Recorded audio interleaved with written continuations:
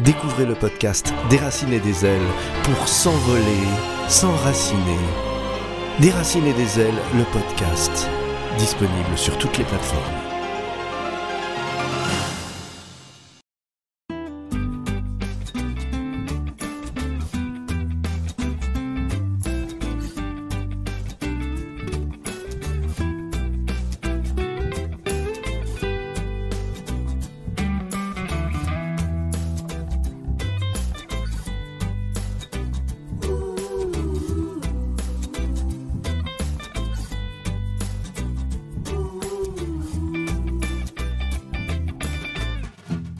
Taïwan. Je me suis toujours demandé à quoi ça pouvait ressembler. On connaît tous les articles Made in Taiwan, mais la vie là-bas, les gens, les paysages, mystère. Taïwan, tout d'abord, c'est une île. Une grande île de la taille de la Bretagne, au large de la Chine. Avec un relief particulièrement escarpé, les Portugais l'avaient surnommé Ilha Formosa, la belle île. Sa capitale, c'est Taipei, et c'est là que je vais aller prendre mon premier train. La gare centrale, c'est ce gros bâtiment carré au cœur de la métropole. Plus de 500 000 personnes se croisent ici chaque jour.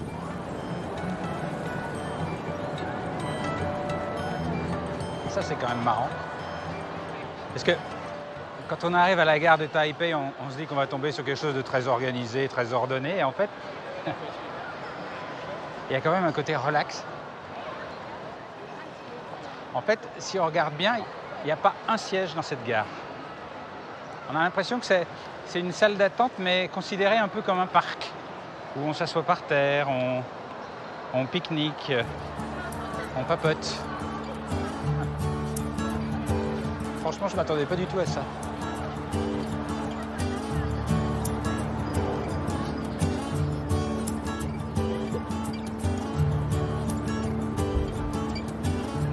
Hello. Bonjour. Bonjour. Pourquoi est-ce qu'il n'y a pas un seul siège? Ça me paraît fou dans une gare aussi immense qui accueille autant de voyageurs, qu'il n'y ait pas une chaise. À la base, ici c'est un grand hall, un lieu de passage. Tu viens pour acheter ton ticket. Tu n'es pas censé rester ici. Mais naturellement, avec le temps, ce hall est devenu un lieu de rendez-vous. Et moi j'aime bien, car en plus il y a la clim. Vous voulez dire que vous êtes donné rendez-vous là, alors que vous ne prenez pas le train? Oui, ce hall de gare est devenu pour les Taïwanais un lieu de rencontre comme un autre. Et comme il est hyper central, c'est très pratique pour se retrouver entre amis. Et tu as remarqué? On est tous assis sur les carrelages noirs. Oui, on ne sait pas pourquoi. Mais on fait comme tout le monde. Mais et alors d'après vous, pourquoi les autres se mettent sur le carrelage noir? Je crois que c'est parce qu'ils ont l'air plus propres que les blancs. Bon, je vais me rapprocher.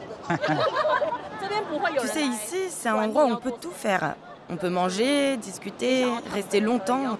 En fait, personne ne viendra nous embêter. Bah, vous êtes très sympa, je resterai bien avec vous.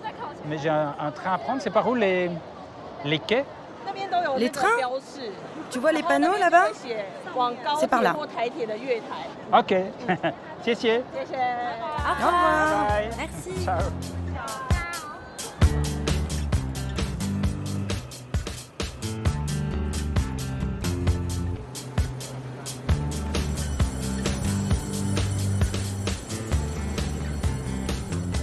Pour prendre un peu le pouls de la ville, rien de tel que d'aller humer l'atmosphère dans un train de banlieue.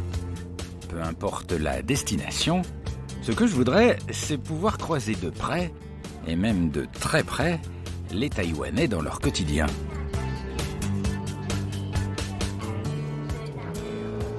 Ni hao. Bonjour. Je sors là.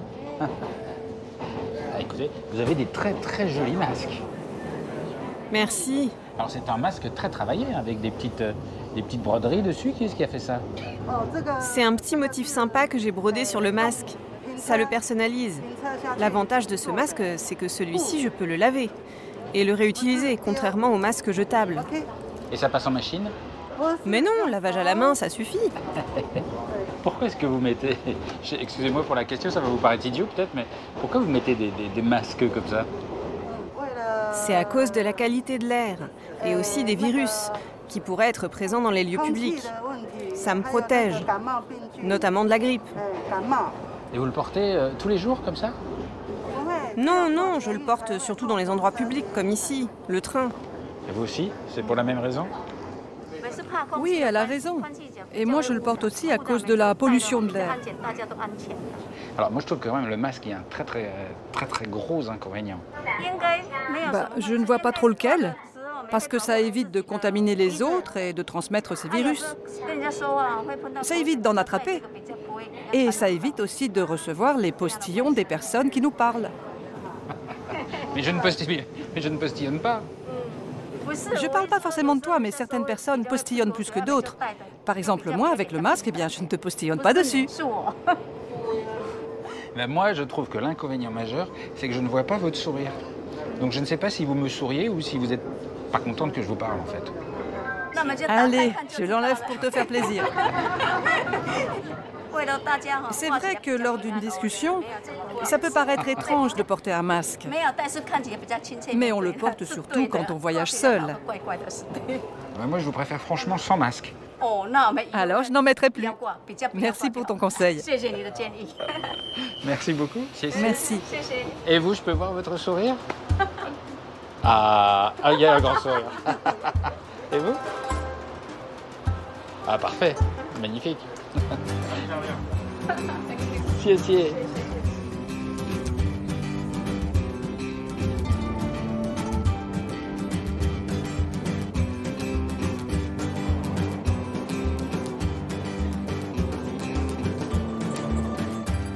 Taipei, c'est une drôle de capitale. Car la question, c'est capitale de quoi? Taïwan a un statut ambigu. C'est un État souverain, démocratique, avec sa monnaie, son gouvernement élu, et dont le nom officiel est République de Chine. Mais pour la Chine de Pékin, la République populaire de Chine, Taïwan fait partie de son territoire. Taïwan n'est pas représenté à l'ONU. Depuis des années, c'est le statu quo, ni indépendance, ni réunification. Le sujet est très délicat. Taïwan, c'est toujours un peu complexe. C'est une des régions les plus avancées du monde, mais elle n'a pas oublié ses traditions. La religion y est très présente. Il y a plus de 1000 temples, rien qu'à Taipei.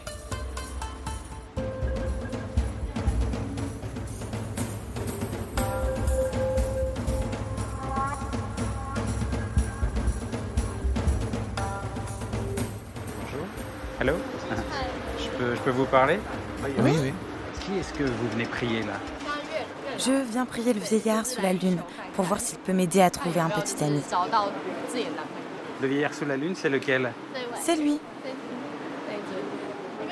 À Taïwan, il est réputé pour être très fort dans le domaine de l'amour.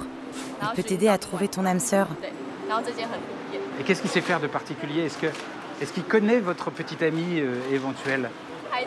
Il faut poser ses conditions, dire quel genre de personne on aime, et lui va trouver la personne qui correspond le mieux à tes attentes. Moi, par exemple, je n'ai pas de grandes exigences. Je n'ai pas de critères particuliers. Je veux simplement un homme qui soit sur la même longueur d'onde que moi. Et alors comment ça marche? C'est-à-dire qu'à partir du moment où vous lui avez dit un peu qui vous cherchez, comment est-ce qu'il va vous dire où se trouve cette personne? Comment ça se passe? En fait, il favorise les rencontres. Il fait en sorte que les âmes sœurs se rencontrent. En clair, il force le destin. Et vous êtes célibataire aussi? Oui, moi aussi. Et alors dites-moi, en même temps, il y a plein de jeunes filles célibataires ici, comme cette jeune fille qui est charmante. Est-ce que ce serait pas mieux de leur parler directement? Effectivement, ça semblerait plus simple. Mais on peut pas franchement draguer ici dans un temple pendant que les gens prient. Ça ne se fait pas. D'accord. Et ça se fait pas de flirter avec les jeunes filles sous l'œil du vieillard sous la lune? Par respect pour la divinité, ce n'est pas un comportement acceptable dans le temple. Est-ce que parmi vos amis, vos connaissances, il y a beaucoup de gens qui ont trouvé l'amour grâce au vieillard sous la lune? Non, je crois pas. Moi aussi. J'avais un ami célibataire qui a trouvé sa copine après être venu ici prier la divinité. Et en plus, la fille était très très très jolie. Ah oui, donc le vieillard sous la lune a du goût. Oui, et d'ailleurs, il est bien mieux que les applis de rencontre. Car lui, il sait qui te correspond vraiment. En fait, le vieillard sous la lune, il nous donne un vrai coup de pouce pour trouver le compagnon idéal. Bon, bah écoutez, je vous le souhaite du fond du cœur. J'espère que ça va marcher. Merci. Chier.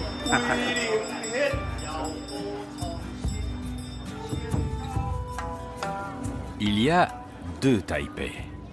La Taipei de jour, un peu grise, et la Taipei de nuit, qui tout à coup prend 1000 couleurs. C'est comme une métamorphose, un festival de lumière, d'enseignes de toutes sortes. Et c'est la Taipei que je préfère. Plus riante, plus humaine, plus joyeuse. C'est l'heure où, après le travail, on vient se détendre en flânant dans les marchés de nuit. Ici, le soleil se couche toujours entre 17h30 et 19h. On y vient donc entre collègues ou entre amis, à la fraîche.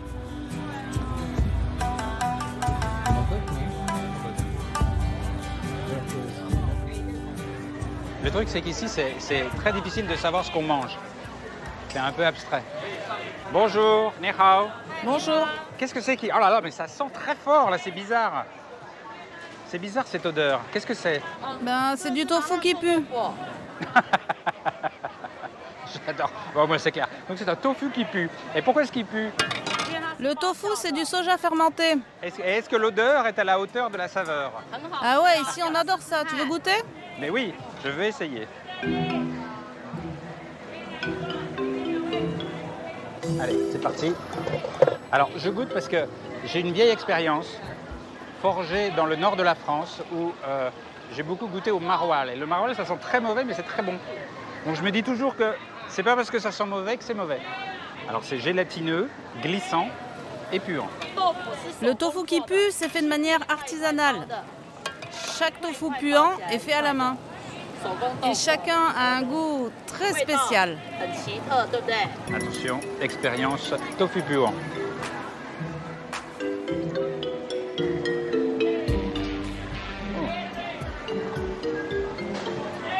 Oh, c'est pas bon. Mon Dieu. Oh, qu'est-ce que c'est mauvais. Oh, c'est épouvantable. Oh, j'aime pas du tout. C'est un goût de lait caillé, mais vous voyez, qui aurait caillé pendant longtemps au soleil et qui aurait été oublié pendant des semaines. En fait, tu sais, chaque pays a ses spécialités et ses goûts. Toi, tu trouves que le tofu qui pue, il a un goût spécial et t'aimes pas. Mais à l'inverse, pour nous, les fromages français, certains, ils sont pas du tout à notre goût. C'est vrai qu'on peut comparer ça à un vieux fromage, ouais, ça pourrait être très vieux. Je crois qu'il me faut un peu d'entraînement. Hein. Vous n'êtes pas fâché? Non, non, pas de souci, j'ai l'habitude. Merci beaucoup. En tout cas, vous êtes super sympa. Ok, bye bye. Bye bye.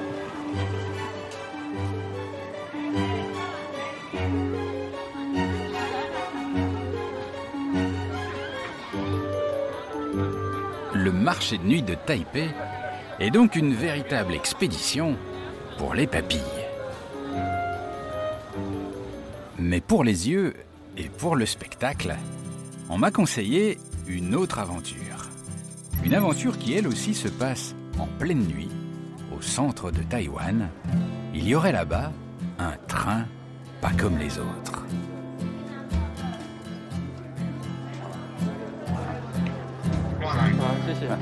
Merci.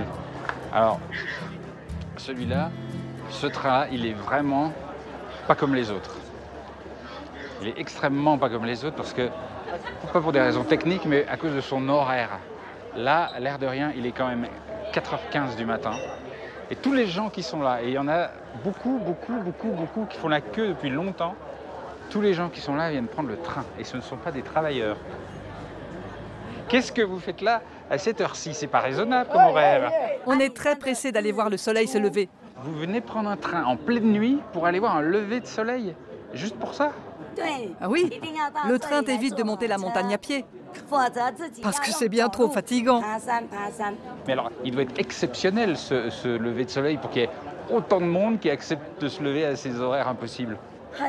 Franchement, oui, c'est beau.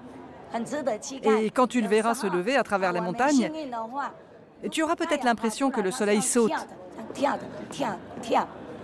Enfin, j'espère, parce que c'est ce que j'avais vu, moi. Le soleil saute? Comment ça, il saute? Parfois, oui. J'ai eu cette impression la première fois que je suis venue. Mais tu sais, il faut de la chance, parce que parfois, le soleil est caché par les nuages. Mais s'il est là, ce sera magnifique. Donc, à Taïwan, les gens viennent par centaines, voire par milliers. À 4 h du matin, un soleil qui saute. Oui, c'est très connu. Tout le monde sait qu'à Alishan, le lever du soleil, c'est toujours un grand moment. C'est une merveille de notre île. Bon, ok. Bah, une tarde de voir ça. Un soleil qui saute.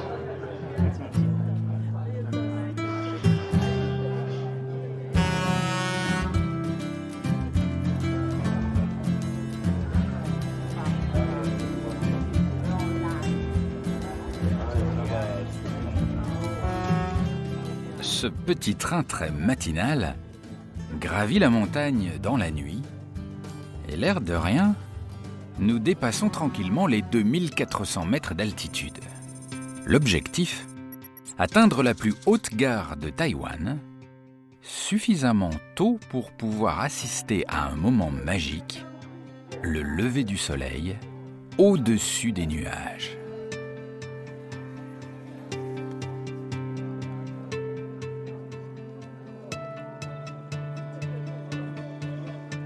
Le voilà.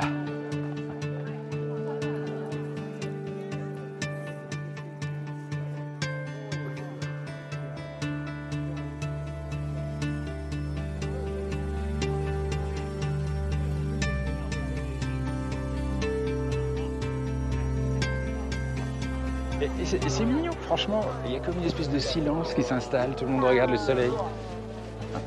C'est un petit moment de communion, c'est sympa. C'est voilà.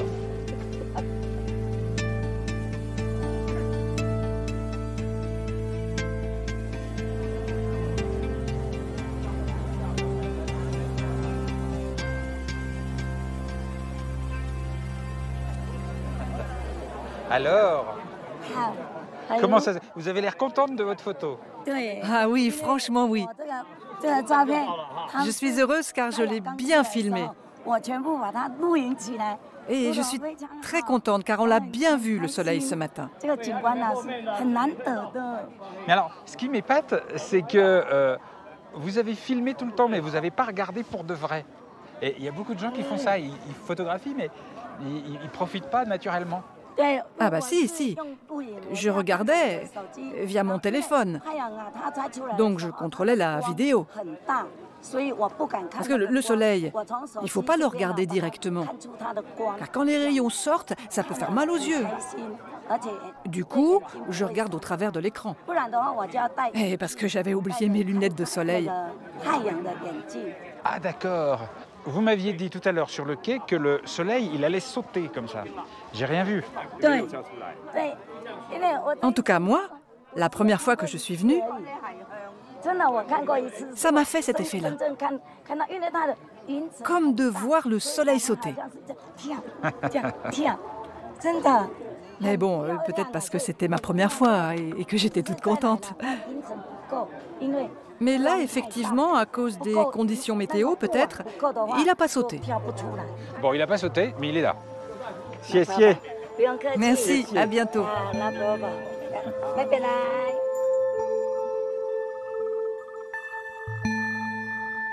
Une fois le soleil levé, le paysage est splendide.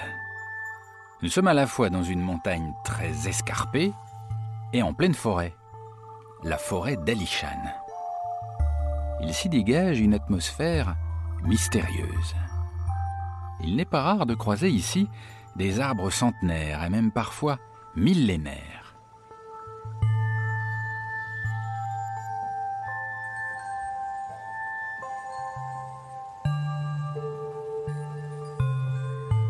La petite voie ferrée, qui mène au lever du soleil, servait autrefois à l'exploitation forestière.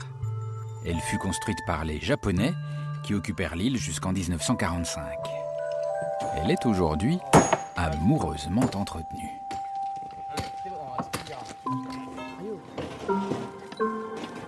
Bonjour, ni hao.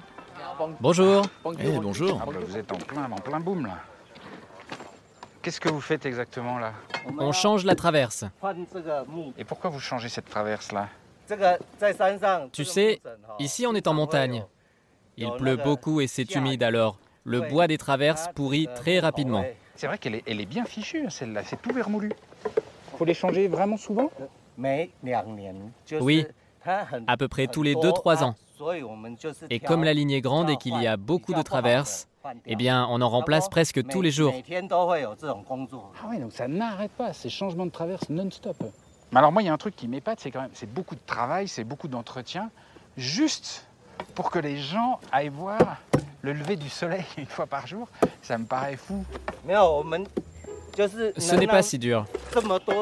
Au contraire, tu sais, nous on est très fiers. Car faire vivre cette ligne, c'est très important, notamment pour que les visiteurs puissent aller profiter du lever du soleil. C'est un moment unique.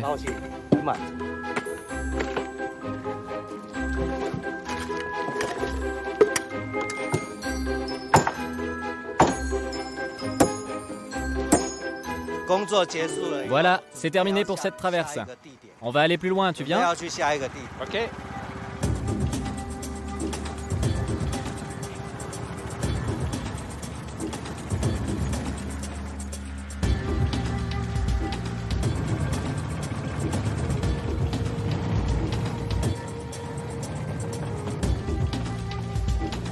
C'est vraiment chouette et c'est une belle balade. Je trouve que c'est une façon extrêmement bucolique de visiter une forêt. C'est pas faux. En plus, ici, l'air est pur et il y a un bon climat. C'est sympa. On est à l'air libre et on sent les odeurs de la forêt. Qu'est-ce que ça sent? C'est le pin? C'est quoi? Ce sont des cyprès rouges de Taïwan. Et certains ici ont plusieurs milliers d'années. Par exemple, celui-là, c'est un arbre très ancien. Celui-là, il a quel âge? Il a 1400 ans environ. Ah ouais, il est énorme. C'est dingue. Si tu veux, là, il y a mes 2 arbres préférés. Ce sont 2 arbres sacrés millénaires. Ils ne sont pas très connus. Tu veux qu'on s'arrête? Là, juste là? Oui, juste là. Allez, on s'arrête. On y va.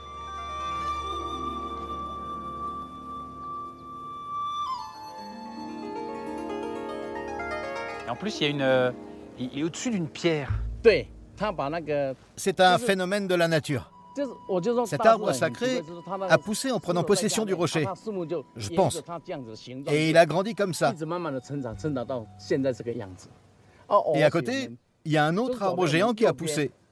Donc on les considère un peu comme un couple. Et qui est le mari et qui est l'épouse? Je sais pas, mais en général, on dit que le plus gros, c'est le mari. Et le plus fin, c'est la femme. Donc, celui qui est à gauche avec le rocher, ce serait l'homme. Ah ouais? C'est pas facile, hein? En tout cas, ils sont bien tous les deux là, c'est magnifique.